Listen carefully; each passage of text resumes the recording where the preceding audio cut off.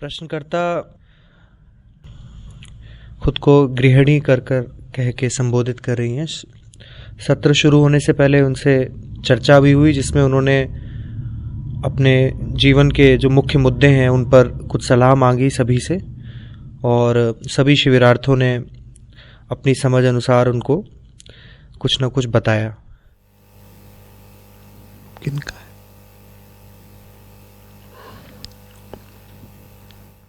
गुरुजी प्रणाम। थोड़ा सा बच्चों को लेकर के परेशानियां कुछ ज़्यादा हो गई है।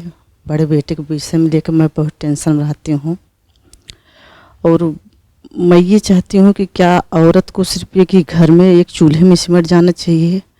आगे मतलब वो बढ़ने की कोशिश करें तो अपने परिवार के दायित्व में बंध जाए, और बच्चे भी मतलब उसी में उलझ गए हैं। वो आगे बढ़ने की कोशिश बहुत करते हैं, मगर उसमें पता नहीं कहाँ ऐसी बात आ जाती है कि उनकी सफलता ही नहीं मिलती है, और उनका भी मन भटक जाता है उसमें। किस चीज़ में भटक जाता है मन?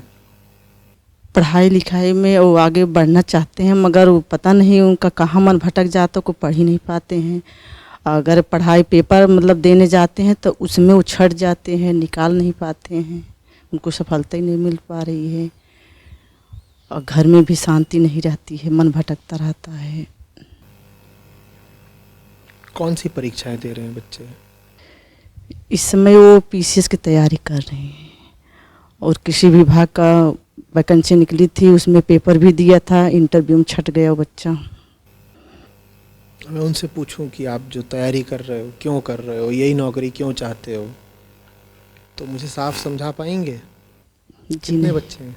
2 बच्चे हैं। उनसे मैं पूछूं कि ये जिन भी परीक्षाओं में बैठ रहे हो, जो नौकरियां पाना चाहते हो, इसके पीछे क्या बात है, उद्देश्य है, साफ साफ गहराई से समझा पाएंगे? जी नहीं।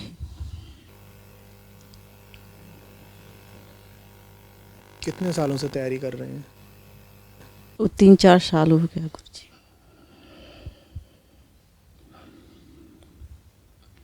पूजा पाठ में उसके मन ज़्यादा लगता है, वो आस्था में कुछ ज़्यादा विश्वास रख रहा है। जब काम का, जीवन का सच नहीं पता होता, तब जो भी कर रहे होते हो उसमें न तो कोई लयबद्धता होती है, न ऊर्जा होती है।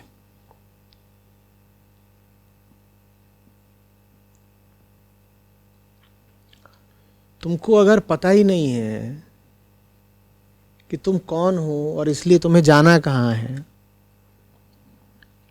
तो किसी एक दिशा में पूरी ऊर्जा के साथ चल पाओगे क्या, या मन बहका बहका रहेगा?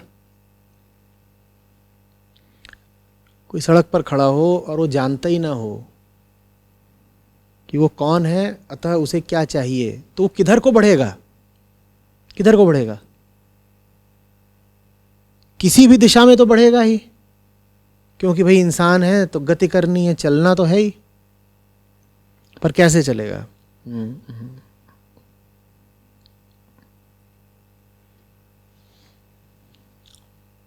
खूब चलेगा, दूरी कितनी तय करेगा?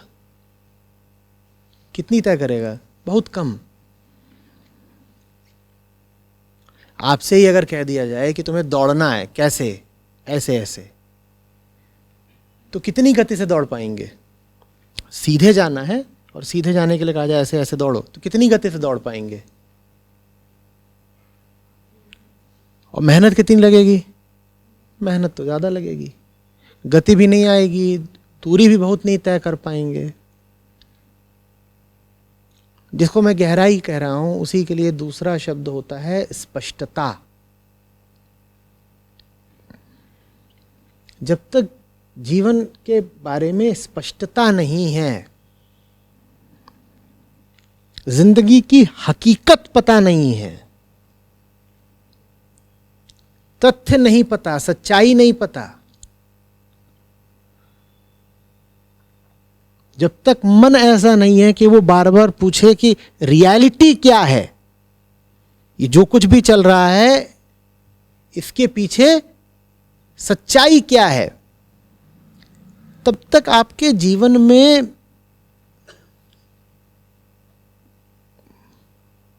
हुड़दंग तो रहेगा, शोर शराबा हल्ला गुल्ला तो रहेगा, ऊटपटांग विक्षिप्त जैसी गति तो रहेगी, कोई सुंदर सुडौल बहाव नहीं रहेगा।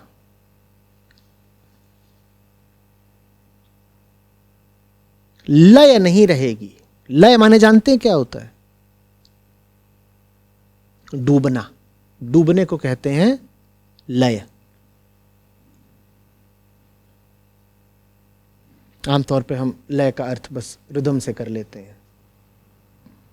लय का असली अर्थ होता है डूबना। तो जब आप किसी काम में डूब जाते हो तो कहते हो लीन हो गए, वही लय है, लीन हो गए। और जब आप किसी काम में लीन हो जाते हो तो उस काम में आ जाती है लयात्मकता। उससे मिलते जुलते शब्द यही हैं, रिदम, हार्मनी।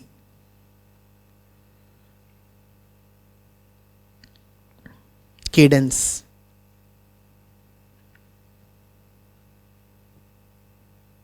लयात्मकता।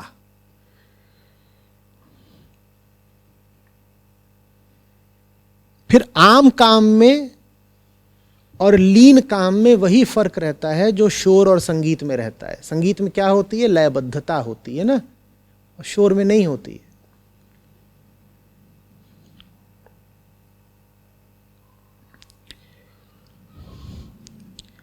तो घर में जो उठापटक है, बिखराव है, और ये जो परीक्षार्थी लोग हैं, इनको जो परीक्षा में सफलता नहीं मिल रही है, उन सब के पीछे एक ही कारण है। न घर वाले जानते हैं कि वो जो चाह रहे हैं वो क्यों चाह रहे हैं, जो कर रहे हैं वो क्यों कर रहे हैं। न परीक्षार्थी जानते हैं कि परीक्षा देनी ही क्यों है, फलानी नौकरी चाहिए ही क्यों। और भारत में जब आप किसी प्रतिस्पर्धी परीक्षा में बैठते हैं तो मामला लंबा होता है। विदेशों में ऐसा नहीं होता। विदेशों में मान लीजिए कि अगर 100 पद खाली होंगे तो उसके लिए आवेदन भी आएंगे 300, 400। जो लोग गंभीर होंगे वही आवेदन करते हैं, 300-400 में से 100 का फिर चयन हो जाता है। जो बाकी होते हैं वो अपना कहीं और चले जाते हैं। भारत की तरह नहीं होता कि रिक्त पद हैं कुल 100 और उसके लिए आवेदन और निविदाएं कितनी आ रही हैं? 10 लाख।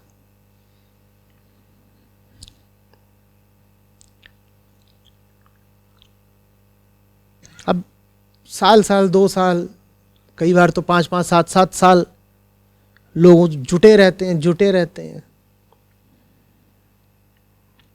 बड़े श्रम की बर्बादी होती है।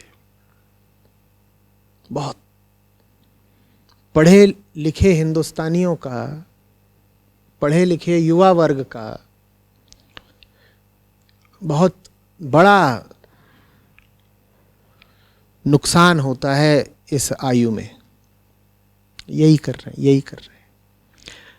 फिर तुम 5 साल नहीं 50 साल लगाओ किसी ऐसे काम के लिए जिस काम को लेकर तुम में निष्ठा और स्पष्टता हो, तो ठीक किया, जरूर लगाओ। जो काम तुम कर रहे हो उसको लेकर के अगर बिल्कुल आत्मिक स्पष्टता है कि ये काम हम क्यों कर रहे हैं, तो उसमें 5 साल नहीं 50 साल लगाओ, भले ही सफलता मिले चाहे ना मिले। लेकिन ज्यादातर जवान लोग जो ये परीक्षाओं वगैरह में बैठते हैं वो जानते भी नहीं है कि वो क्यों बैठ रहे हैं। नहीं। मैं नियोक्ता की तरह, इंटरव्यूअर की तरह भी काफी बैठा हूं। परीक्षार्थियों का साक्षात्कार लिया है कि अगर वो चयनित हो जाएं तो उनको फलानी नौकरी दे दी जाएगी।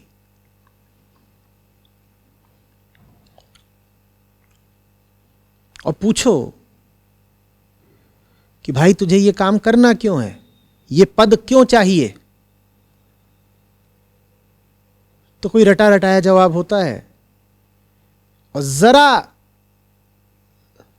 सा खुरेच दो, जरा सा मामले की गहराई में चले जाओ तो उनके पास कोई जवाब नहीं होता।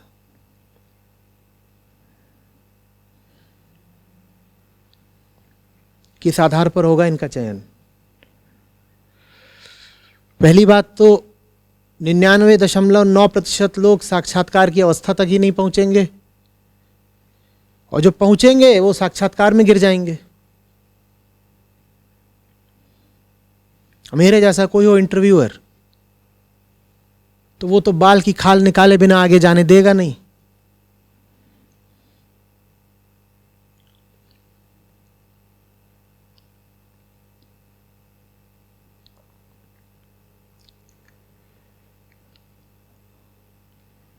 जानो तो कि जिंदगी में क्या करने लायक है, जानो तो कि तुम्हारे लिए क्या करना आवश्यक है।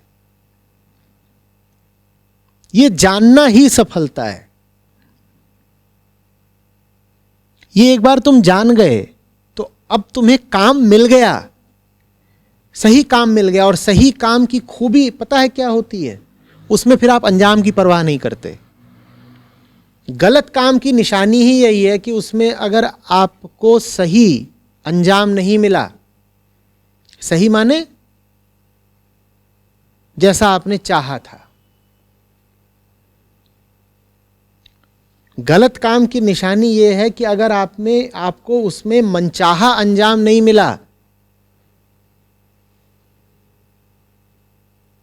तो आप उजड़ जाते हो और रोते हो कि अरे बर्बाद हो गए, बड़ी मेहनत की सफलता नहीं मिली। गलत काम की निशानी ही यही है कि वो अंजाम पर आश्रित रहता है। जो इच्छा है वो इच्छित अंजाम मिलना चाहिए, नहीं तो हम कहेंगे कि काम हुआ नहीं, मेहनत तो करी, काम बना नहीं। और सही काम की खूबी ये रहती है कि वो परिणाम की परवाह करता ही नहीं। काम अगर आप सही कर रहे हैं तो वो चलता रहता है लगातार, उसका कोई अंतिम परिणाम होता ही नहीं।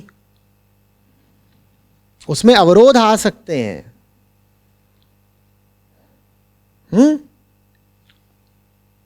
दिक्कतें आ सकती हैं, बड़ी रुकावटें, बड़ी चुनौतियां आ सकती हैं, पर वो काम कभी असफल नहीं हो सकता। क्योंकि असफलता का तो अर्थ होता है पूर्ण विराम, है ना। जब आप कह देते हो मैं असफल हो गया, इसका मतलब होता है कि अब आपने वो काम हार करके छोड़ दिया, यही होता है ना। सही काम की खूबी ये है कि वो इतना मार्मिक होता है, इतना हार्दिक होता है, इतना अपना होता है कि आप उसको कभी छोड़ सकते ही नहीं। जब उसे छोड़ ही नहीं सकते तो असफल कहां हुए? वो छूटेगा ही नहीं। वो उम्र भर का रोग है, वो लग गया तो लग गया।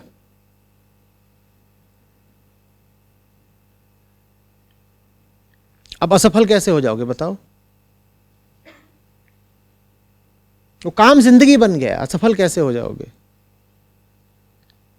बल्कि जिसको वो काम मिल गया जो जिंदगी बनने लायक हो, वो सफल हो गया। अब उसे किसी परिणाम की प्रतीक्षा नहीं करनी है, वो सफल हो गया क्योंकि उसने वो काम पा लिया जो जीवन को जीने लायक बना देगा। वो काम नहीं मिला, तुम किसी अंट-शंट टूटपटांग काम में लग भी जाओ, उसमें पैसा हासिल कर लो, शोहरत हासिल कर लो, तो भी जिंदगी तो बर्बाद ही है ना। दुनिया को दिखा लोगे कि हाँ ये बन गए वो बन गए, भीतर ही भीतर तो तड़पते ही रहोगे। बाहर से सफल और भीतर घोर असफल।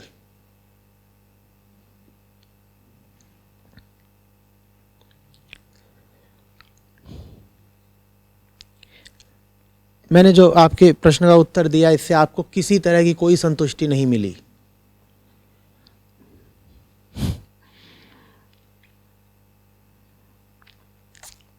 क्योंकि मैंने आपको कोई ऐसी गोली दी ही नहीं जो तत्काल आपके काम आ जाए। मैंने तो जो समस्या है उसका पूरा कारण आपके सामने खोल करके रख दिया है।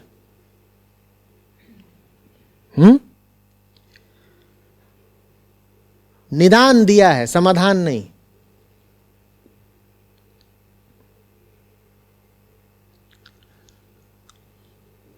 समाधान समय लेगा। तब तक आप यही कर सकते हैं कि अपने ऊपर खिन्नता को हावी ना होने दें। घर में कलह हो तो याद रखें कि कलह बड़े गहरे कारणों से हो रही है, इसीलिए जल्दी से क्षुब्ध या खिन्न नहीं हो जाना है। बच्चों को असफलता मिले तो भी धीरज रखें।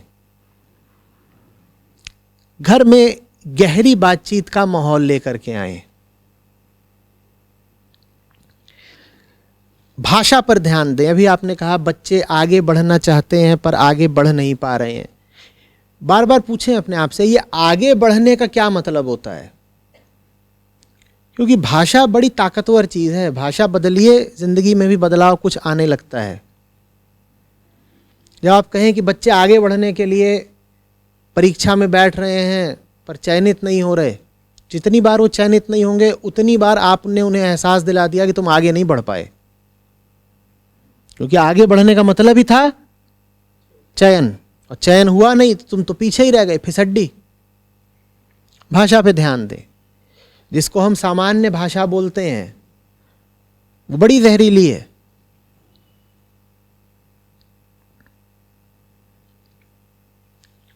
जिस चीज को हम कहते हैं अच्छी जिंदगी, जिसको हम कहते हैं आगे बढ़ना, जिसको हम कहते हैं लाइफ में सेटल हो जाना, ये सब बड़े जहरीले कॉन्सेप्ट हैं। लेकिन ये हमारी जबान पे चढ़े हुए हैं तो हम इनका खटाखट इस्तेमाल करते रहते हैं। खटाखट।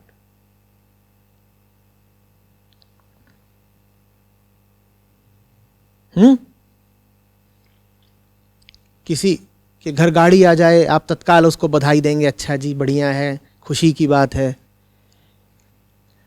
ये खुशियों की बातें, ये सब शुभ समाचार और गुड न्यूज हमारी जिंदगी में और कहां से आता है जहर? इन्हीं से तो आता है। हमें और किसने बर्बाद किया? इन्हीं शुभ समाचारों, गुड न्यूज नहीं तो बर्बाद किया। और अपने आप को ही परेशान मत कर लीजिए ये बोल बोल के कि बगल के घर में शुभ घटना घटी, वो लड़का सेलेक्ट हो गया, हमारे घर में शुभ घटना नहीं घट रही है।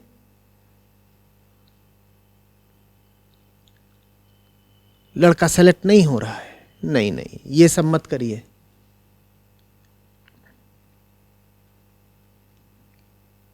बातों में गहराई लाइए। हो सके तो अच्छा साहित्य साथ बैठकर सब पढ़ें, बातचीत करें। जीवन के लिए रोटी ज़रूर चाहिए, लेकिन रोटी अब इतनी भी विरल और कठिन चीज़ नहीं रही है कि आदमी रोटी की लड़ाई लड़े। रोटी मिल जाती है। रोटी के अलावा भी बहुत कुछ चाहिए, और उस क्षेत्र में प्रतिस्पर्धा नहीं है, वहां कोई कंपटीशन नहीं देनी पड़ती। मजेदार बात यह है कि जिस चीज का जीवन में जरा कम ही महत्व है, कम से कम आज के समय में, उसके लिए बड़ी प्रतिस्पर्धा है। रोटी के लिए मारकाट मची हुई है।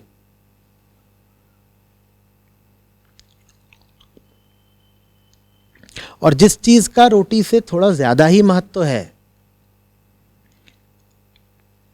वो चीज बड़ी आसानी से उपलब्ध है, एकदम सुलभ है। क्यों? क्योंकि वो चीज कोई पाना ही नहीं चाहता, और वो चीज इतनी बड़ी है कि अगर उसको लाखों लोग पाना चाहें तो लाखों को मिल जाएगी। नौकरियां तो गिनती की होती है ना, 100 नौकरी और लाख मांगने वाले, 1 अनार 100 बीमार। सच और शांति और समझदारी और मुक्ति ऐसे नहीं होते। वो जिसको जिसको चाहिए सबको मिलेंगे, कोई कंपटीशन नहीं है। वहां मामला सीमित नहीं है कि शांति के 4 दाने थे, ये इधर वाले ले गए 4 दाने, अब उधर वाले बेचारे मुंह लटकाए बैठे, हमारे हाथ तो कुछ आया नहीं। शांति मांगो तो जितने मांगेंगे सबको मिलेगी, नौकरी की तरह नहीं है।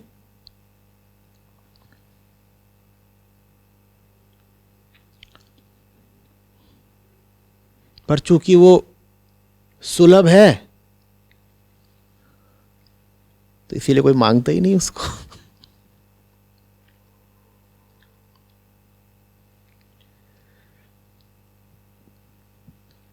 एक और मजेदार बात बताऊं, बात ये नहीं है कि नौकरी मत मांगो, शांति मांगो। बात यह है कि अगर शांति मांग ली फिर नौकरी मांगी तो नौकरी भी पाने की संभावना बढ़ जाती है। परीक्षा में सफल होने के, चयनित होने के किसके आसार ज्यादा हैं? एक अशांत मन के या एक शांत परीक्षार्थी के? बोलो। और शांति और स्पष्टता हमेशा साथ साथ चलते हैं। अगर जीवन में स्पष्टता होगी तो फिर परीक्षाओं में भी चयन होने की संभावना बढ़ जाएगी। ये लो अध्यात्म का व्यवहारिक लाभ। अब लोग प्रसन्न हुए, बोले चलो कुछ तो वसूल हुआ, इससे भी कुछ फायदा होता है। अब पता चला, नहीं तो हमें तो लगता था ऐसे ही है, हवाई पतंगबाजी, कुछ फायदा नहीं होता इससे। होता है भाई, होता है। ऑस्ट्रेलियन ओपन शुरू हो रहा है। टेनिस का ग्रैंड स्लैम ऑस्ट्रेलियन ओपन शुरू हो रहा है। बस अभी मैं पिछले साल की हाइलाइट्स देख रहा था, जोकोविक और नाडाल का मैच।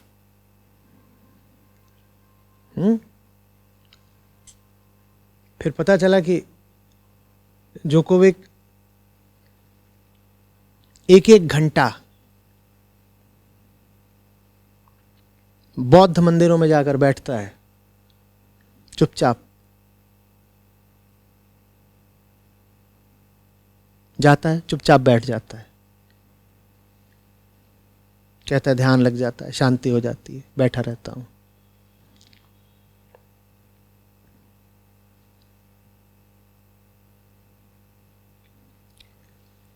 अध्यात्म से ग्रैंड स्लैम भी जीता जाता है।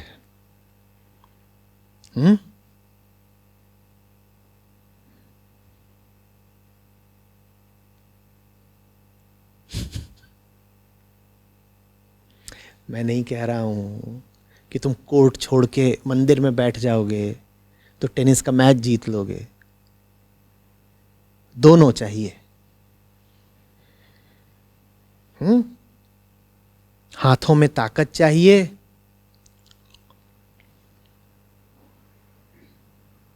और मन में शांति चाहिए।